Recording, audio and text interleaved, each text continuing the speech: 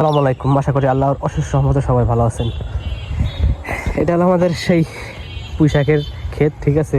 শুধু ঘাস দেখা যাইতেছে, পুঁইশাক গাছ দেখা যায় না। পুঁইশাক গাছ আছে কিছু, যে কটা আছে ওই কটা যদি ঠিকমতো এখন পরিষ্কার করে দেওয়া যায় ঘাস, তাহলে পরে মোটামুটি মনে হয় ভালোই হবে, সমস্যা নেই ইনশাল্লাহ।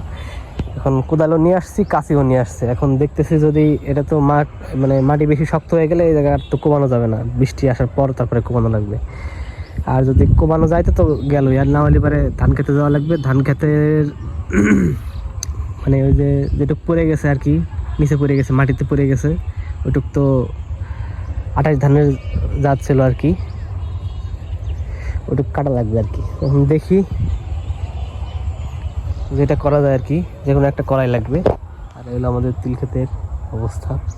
তিল ক্ষেত মোটামুটি এখন ভালোই হয়েছে, দেখা যাক, যেটা পারে এটা তো করবো এই আর কি।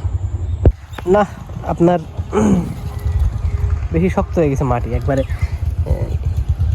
নরম না, একবারে শক্ত হয়ে গেছে, ঠিক আছে। এখন সম্ভব না, যে একদিনের ভিতরে হয়তো বা বৃষ্টি হইতে পারে, বৃষ্টি হলে এই কোবানো লাগবে। এই অল্প একটু কোবাইছি, দেখলাম বেশি শক্ত হয়ে গেছে মাটি, নরম হলে কোবাই দেওয়া লাগবে, নিয়ানো লাগবে আর কি। এক কথায় ঘাস যেগুলো আছে সব করে দেওয়া লাগবে।